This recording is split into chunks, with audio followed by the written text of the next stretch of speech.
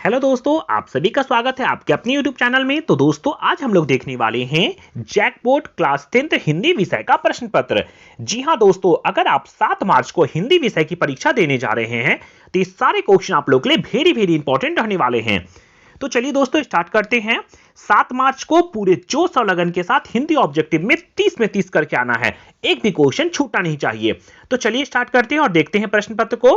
सबसे पहले बच्चों यहां दिया हुआ है, निम्नलिखित गद्यांश को ध्यानपूर्वक पढ़कर प्रश्न संख्या 1 से 4 के लिए सही विकल्प का चयन कीजिए। एक छोटी सी कहानी दिया हुआ है बच्चों, जिसे हम लोग बोलते हैं गद्यांश। गद्यांश मतलब एक छोटी सी कहानी दिया हुआ है, इसको पढ़ना है और 1 से 4 तक हम लोग को प्रश्न का उत्तर देना है। ये बहुत आसान है और बहुत आसान कहानी रहता है। आप लोग इसे आराम से पढ़िएगा और बहुत ध्यान से पढ़िएगा, ताकि आप लोग 1 से 4 तक प्रश्न उत्तर को आसानी से कर ले। तो चलिए पढ़ते हैं। यहां लिखा हुआ है बच्चों, स्वावलंबन का अर्थ है अवलंब अर्थात आश्रय या सहारा आप बनना, किसी दूसरे पर बोझ ना बनकर या निर्भय अर्थात आश्रय ना रहकर अपने आप पर निर्भर या आश्रित रहना। इस तरह से बच्चों हम लोग पूरा पढ़ेंगे नहीं, हम लोग डायरेक्ट क्वेश्चन आंसर को इसको खोजते हैं। आप लोग इसे पॉज करके ध्यान से पढ़ लीजिएगा। चलिए देखते हैं क्या लिखा हुआ है क्वेश्चन में। सबसे पहले बच्चों यहां पूछा गया है, स्वावलंबन का अर्थ होता है। स्वावलंबन का अर्थ क्या होता है? इसमें ऑप्शन लिखा हुआ है, दूसरों पर आश्रित रहना, अपना सहारा स्वयं बनना, खुश नहीं रहना और दुख पीड़ा सहना। तो अभी हम लोग जस्ट पढ़े ना बच्चों, यहां देखिए तो ऊपर में लिखा हुआ है, साफ साफ यहां लिखा हुआ है आश्रय या सहारा आप बनना, अपना सहारा खुद बनना। तो इसका सही आंसर हो जाएगा बच्चों इसमें ऑप्शन नंबर बी। इसको ध्यान रखना है, 1 का आंसर हो जाएगा स्वावलंबन का अर्थ होता है अपना सहारा स्वयं बनना। ये सारे क्वेश्चन बच्चों इस बार के लिए वेरी इंपॉर्टेंट रहने वाले हैं। अब आइए दूसरा क्वेश्चन देख लेते हैं। दूसरा क्वेश्चन में लिखा हुआ है बच्चों, परावलंबी कैसे लोग होते हैं? परावलंबी कैसे लोग होते हैं? तो आइए देख लेते हैं, शब्द खोजते हैं। यहां पर बच्चों लिखा हुआ है परावलंबी यानी दूसरे पर आश्रित हो। इसका मतलब होता है दूसरे पर आश्रित हो। अब देखिए तो दूसरा का आंसर क्या हो जाएगा? तो दूसरा का आंसर हो जाएगा बच्चों दूसरों पर आश्रित रहने वाला। परावलंबी का मतलब होता है दूसरों पर आश्रित रहने वाला। 2 क्वेश्चन तो आसानी से खोज लिए ना। चलिए अब तीसरा क्वेश्चन आते हैं। क्वेश्चन तीसरा में दिया हुआ है बच्चों, दुख पीड़ा और मन सम्मान का महत्व कौन समझ सकते हैं? दुख पीड़ा मान सम्मान का महत्व कौन समझ सकते हैं? तो आइए इसमें देखते हैं कहां पर लिखा हुआ है बच्चों। तो फिर हम लोग वापस आते हैं पैसेज में और पैसेज में देखते हैं कहां पर यह शब्द लिखा हुआ है। तो चलिए जल्दी से खोज लेते हैं कि कहां पर लिखा हुआ है बच्चों ये शब्द को। तो यहां बच्चों लिखा हुआ है दुख पीड़ा क्या होती है? तो यहां लिखा हुआ आत्मनिर्भर व्यक्ति ही सही अर्थों में जान पाता है दुख पीड़ा क्या होती है। इसका मतलब आत्मनिर्भर व्यक्ति बोल रहा है। और देखिए तो यहां ऑप्शन में लिखा हुआ आत्मनिर्भर, तो यहां बच्चों ऑप्शन नंबर डी में लिखा हुआ है आत्मनिर्भर व्यक्ति। इसका सही आंसर हो जाएगा। पैसेज को पढ़कर आप आराम से 4 क्वेश्चन को कर सकते हैं। चलिए चौथा क्वेश्चन देख लेते हैं, जो कि लास्ट है पैसेज से।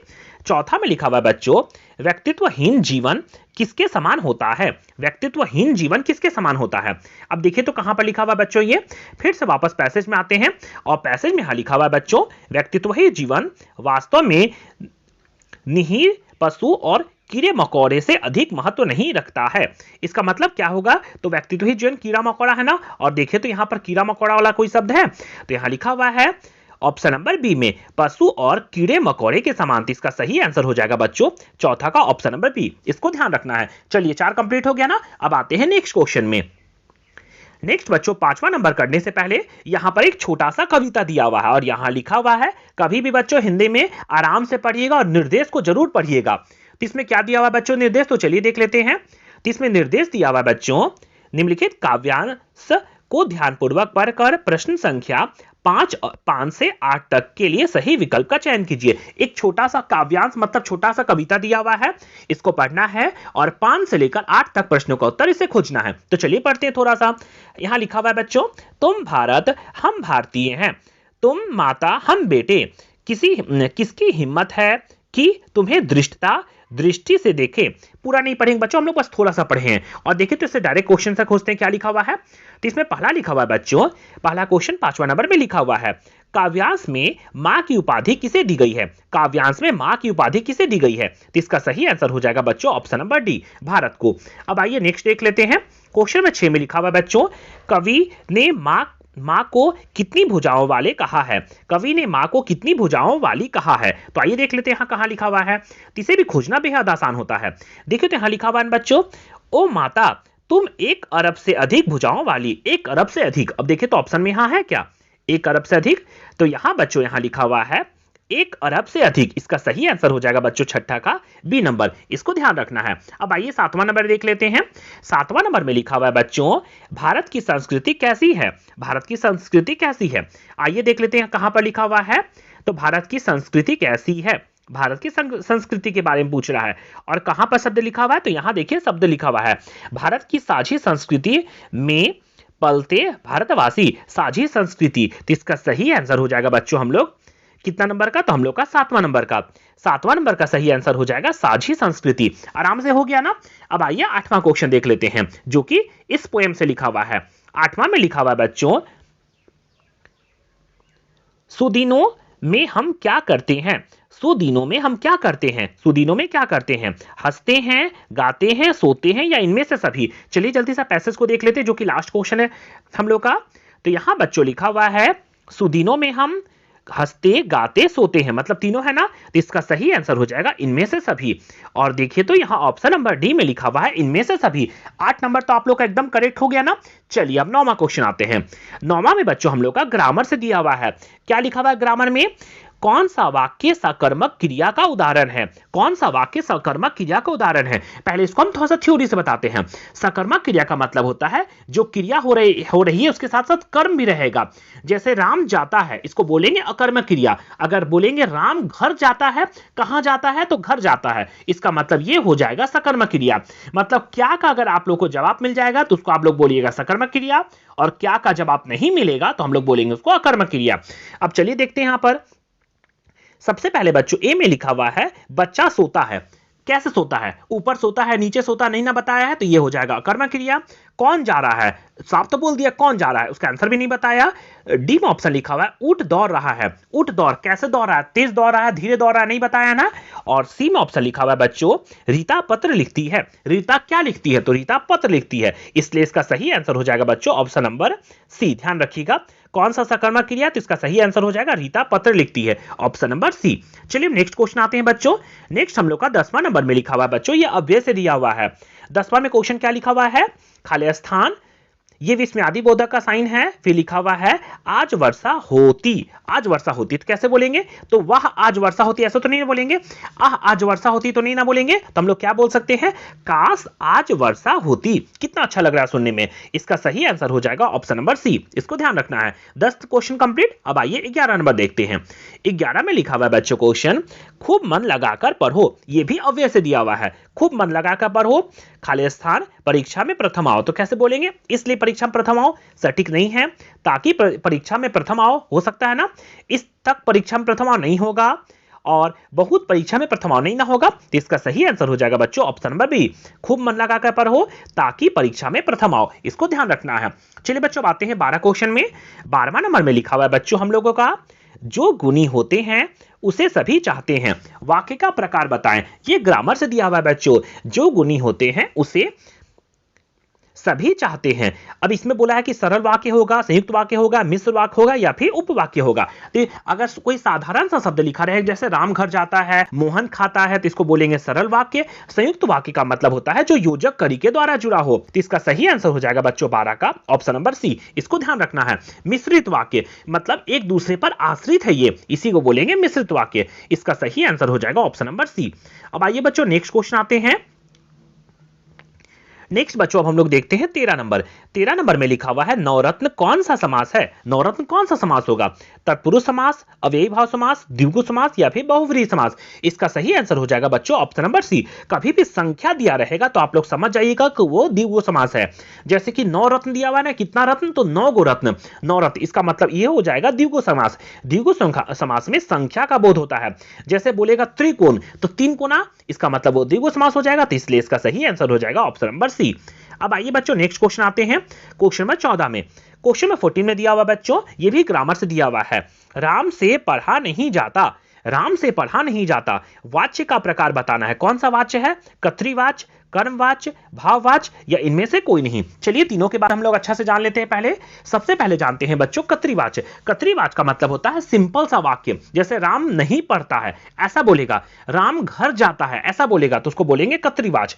और कर्मवाच्य का मतलब होता है बच्चों जिसमें द्वारा लगा होगा, राम के द्वारा खाया जाता है, राम के द्वारा सोया जाता है। अगर द्वारा शब्द अगर लग जाएगा तो आप लोग समझ जाइएगा कि वो कर्मवाच्य होगा, और से अगर लगा रहेगा तो समझ जाइएगा भाववाच्य है। पहचानने का बहुत अच्छा तरीका, तो यहां लगा देखिए तो से लिखा हुआ है, राम से पढ़ा नहीं जाता, राम से सहा नहीं जाता, अगर से लगेगा तो उसको हम लोग बोलेंगे भाववाच्य। इसलिए इसका सही आंसर हो जाएगा बच्चों ऑप्शन नंबर सी। ध्यान रखना है इसका कौन सा हो जाएगा, तो इसका ऑप्शन नंबर सी हो जाएगा। अब आइए बच्चों हम लोग क्वेश्चन देखते हैं 15 क्वेश्चन 15 नंबर में बच्चों फिर एक निर्देश दिया हुआ है, चलिए इसको जल्दी से पढ़ लेते हैं। प्रस्तुत गद्यांश को ध्यानपूर्वक पढ़ें और उससे दिए गए प्रश्नों का सही विकल्प का चयन कीजिए। एक छोटा सा कहानी दिया हुआ है बच्चों, ये बुक का कहानी है, ये बुक का कहानी दिया हुआ है, इसको पढ़ना है और हम लोगों को क्वेश्चन आंसर खोजना है। ये भी बेहद आसान है, चलिए पढ़ लेते हैं। यहां लिखा हुआ है बच्चों, काशी संस्कृति की पाठशाला, काशी संस्कृति की पाठशाला शास्त्रों में आनंद कानन के नाम से प्रतिष्ठित। हम लोग पूरा नहीं पढ़ेंगे, बस थोड़ा सा पढ़ लिए, मतलब ये बुक का कहानी है। अब चलिए आगे खोजते हैं इसमें क्या लिखा हुआ है। इसमें 15 नंबर में क्वेश्चन लिखा हुआ है बच्चों, जो कि कहानी से दिया हुआ है। प्रस्तुत गद्यांश किस पाठ से लिया गया है? प्रस्तुत गद्यांश जो है वो किस पाठ से लिया गया है? तो आप लोग छोटा छोटा शब्द को खोजिएगा। जैसे देखें तो बिस्मिल्लाह खां है ना, मतलब समझ में आ गया कि नवाबत खाने की इबादत, ये कौन सा है? नौबत खाने की में इबादत, ऑप्शन नंबर सी यहां से लिया गया। कैसे पहचान लिए? तो बिस्मिल्लाह खान लिखा हुआ है, इसका मतलब इसका सही आंसर हो जाएगा ऑप्शन नंबर सी। अब आइए बच्चों नेक्स्ट आते हैं क्वेश्चन में 16 में। क्वेश्चन में 16 में लिखा हुआ है बच्चों, प्रस्तुत गद्यांश के लेखक का नाम क्या है? ये जो कहानी लिखा है उसका लेखक कौन है? तो आप लोग पढ़े होंगे, इसका आंसर हो जाएगा यतीन्द्र मिश्र। याद रहेगा ऑप्शन नंबर डी यतीन्द्र मिश्र। कौन सा हो जाएगा? तो यतीन्द्र मिश्र। ध्यान रखना है, ये बुक से दिया हुआ है। आइए बच्चों अब 17 नंबर में आते हैं। 17 नंबर में लिखा हुआ है बच्चों, काशी को किसकी पाठशाला कहा गया है? अभी जस्ट हम लोग पढ़े हैं ना, देखिए तो पहला में लिखा हुआ है, इसमें पहला में लिखा हुआ है काशी संस्कृति की पाठशाला है, मिल गया। तो इसका सही आंसर हो जाएगा बच्चों संस्कृति। तो कौन सा ऑप्शन हो जाएगा बच्चों? तो इसका सही आंसर हो जाएगा ऑप्शन नंबर बी। इसको ध्यान रखना है, कितना आसान है, आराम से आप लोग 17 को में 17 सही कर लेंगे। अब आइए नेक्स्ट आते हैं 18 नंबर में। 18 बच्चों ये भी दिया हुआ है, पोए कहानी से ही दिया हुआ है। क्या दिया हुआ? चलिए खोजते हैं। काशी को किसकी पाठशाला कहा गया है? काशी को किसकी पाठशाला कहा है? तुरंत हम लोग किए ना भैया बच्चों, अभी हम लोग 17 नंबर ऊपर में ही देख लिए हैं संस्कृति का। अब आइए 18 नंबर देख लेते हैं। 18 में क्वेश्चन पूछा हुआ बच्चों, इसमें शास्त्रों में काशी किस नाम से प्रतिष्ठित है? शास्त्रों में काशी किस नाम से प्रतिष्ठित है? कितना आसान है, आराम से आप लोग इसको खोज लीजिएगा। देखिए तो कहां पर लिखा हुआ है? तो यहां लिखा हुआ है शास्त्रों में आनंद कानन के नाम से प्रतिष्ठित है। हो गया, इसका सही आंसर हो जाएगा बच्चों आनंद कानन। तो आइए 18 नंबर देख लेते हैं। तो 18 नंबर का सही आंसर हो जाएगा बच्चों आनंद कानन। ध्यान रखना है ऑप्शन नंबर सी, सिंपल सा है। अब आते हैं क्वेश्चन नंबर 19 में। चलिए 19 नंबर देख लेते हैं। तो 19 को करने से बच्चों पहले एक निर्देश दिया हुआ, इसको पढ़ना है और हम लोग को क्वेश्चन आंसर खोजना है। चलिए पढ़ लेते हैं निर्देश को। इसमें एक पोएम दिया हुआ है जो कि आप लोग का बुक से दिया हुआ है, इसको पढ़ना है और क्वेश्चन आंसर खोजना है। चलिए खोज लेते हैं। तो इसमें क्या लिखा हुआ है बच्चों? मुख्य गायक के चट्टान जैसी भारी स्वर के साथ देती वह आवाज सुंदर कमजोर कांपती हुई थी। मुख्य गायक का छोटा भाई, मुख्य गायक का छोटा भाई। अब चलिए इसको पढ़ लिए बच्चों, अब हम लोग इससे क्वेश्चन आंसर को खोजते हैं। इसमें 19 नंबर में लिखा हुआ है बच्चों, क्वेश्चन लिखा हुआ है 19 में पूछा है प्रस्तुत काव्यांश किस पाठ से लिया गया है? इसका सही आंसर हो जाएगा बच्चों संगतकार। ध्यान रखिए गाने वाला बात कर रहा है ना, तो इसका सही आंसर हो जाएगा संगतकार। अब आइए नेक्स्ट हम लोग आते हैं 20 नंबर में।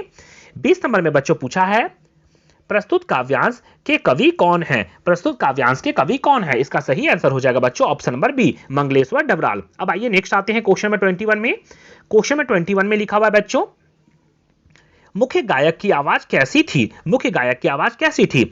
मधुर थी, करकर थी, कमजोर थी या चट्टानों जैसी भारी? तो इसका सही आंसर हो जाएगा ऑप्शन नंबर सी चट्टानों जैसी भारी। अब आइए नेक्स्ट आते हैं क्वेश्चन में 22 में। क्वेश्चन में 22 में लिखा हुआ बच्चों, संगतकार मुख्य गायक का कौन हो सकता है? संगतकार मुख्य गायक का कौन होगा? तो देखिए तो आप साफ साफ पोएम में पढ़ सकते हैं, यहां लिखा हुआ है मुख्य गायक का छोटा भाई। तो इसका सही आंसर हो जाएगा बच्चों इसमें ऑप्शन क्वेश्चन नंबर 22 का सही आंसर हो जाएगा छोटा भाई, ऑप्शन नंबर ए। अब आइए नेक्स्ट आते हैं बच्चों हम लोग 23 नंबर में। 23 नंबर में बच्चों फिर एक निर्देश दिया हुआ है, इसको पढ़ लेते हैं। निम्नलिखित प्रश्नों के सही विकल्प का चयन कीजिए।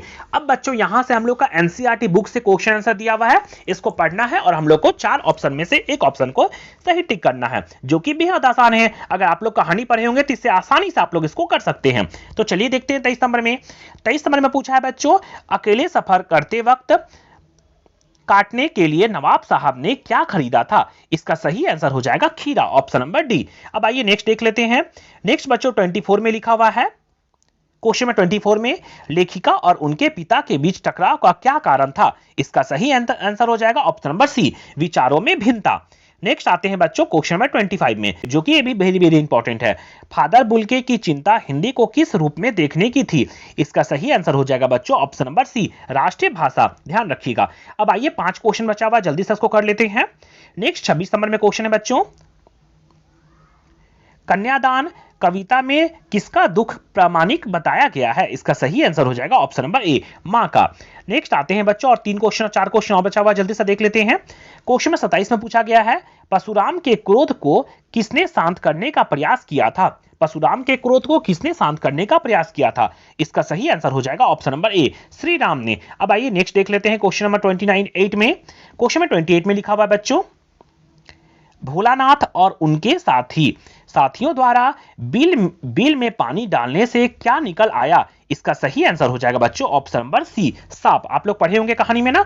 अब आइए जल्दी से 2 क्वेश्चन को फटाक से कर लेते हैं। क्वेश्चन में 29 में बच्चों पूछा गया है, जॉर्ज पंचम की लाट कहां स्थित थी? इसका सही आंसर हो जाएगा ऑप्शन नंबर बी, दिल्ली में। जॉर्ज पंचम की लाट कहां स्थित थी? तो ऑप्शन नंबर बी, दिल्ली में। आप लोग पढ़े होंगे। एक लास्ट क्वेश्चन बच्चों 30वां नंबर, इसको देख लेते हैं। कटाव को हिंदुस्तान का क्या कहा जाता है? कटाव को हिंदुस्तान का क्या कहा जाता है?